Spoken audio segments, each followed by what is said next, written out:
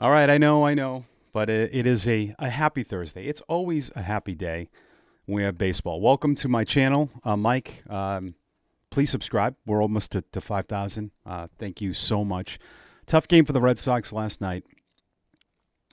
You know, I know we're in an era of, I feel like at times we blame managers too much for things, and I think that's unfair.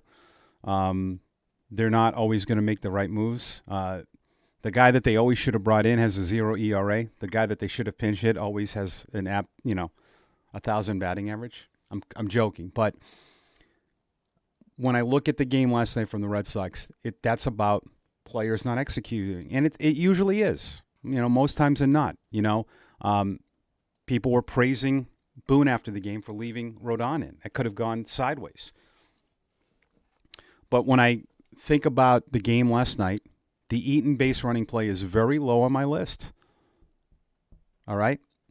And listen, I know that Jarren Duran has a ton of fans. Okay? And I know he went through a lot, and I feel like sometimes people don't want to be critical of him because of some of that off the field stuff. But you cannot drop a fly ball in a playoff game at Yankee Stadium and give up the lead. It just can't happen. That's a bad play. I mean that just can't happen at any level. And that to me was the play of the game that gave up the go-ahead run. It should be an error. It should not be a hit. I don't know what scorer would ever give that a hit. Shame on the Yankees scorer. They work for Major League Baseball, but that and it doesn't matter unearned runs there. But to give Judge a hit in that spot is a joke. I get it was a sinking line drive. It was off his glove. I mean, that's made 99.9% of the time. That to me is the biggest play. The bunt with Rafaela, I think are getting I'm basically going on what I see from social media. Saying that he didn't get the bunt down to me doesn't make sense. He should not have bunted those pitches. Those are two splitters purposely thrown outside. You need to take those. Those aren't strikes. Right? Get to 2-0. The Yankees are playing a bunt situation, and Cruz threw two splitters on purpose. The first one I thought, okay, it got away. And then when he threw the second pitch in the same spot, I'm like, all right, they know he's going to chase regardless. Those are hard pitches to bunt. But those are the little things that the Red Sox, at times, the defense, all encompassed last night. The little things that you didn't get done. And at the end of the day, you lost by a run. You still could have won that game.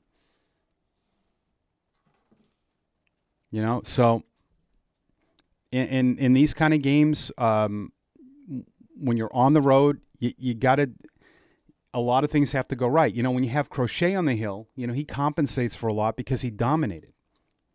And the fact that your starter was taken out in the third and you still got through that. But, even after the Story hit, it was a double play. There were 3 double plays hit into. The 7th inning was big. I thought from watching the game, watching that play again with Eaton, they made the right play. But once the throw was, once he got up, I think Eaton should have been further down the line and it would have scored when the ball got by. But, that to me is low on my list. You cannot have a drop fly ball in the big leagues. You just can't. That's inexcusable. So it forces Detroit, Cleveland, San Diego, Chicago, Boston, New York. Winner go home on Thursday. 8:08. Connolly early. And Cam Schlittler, who began the year, Schlittler and Early began the year at Double-A. It's unbelievable. They didn't face off against each other. And now they'll be pitching tonight against each other.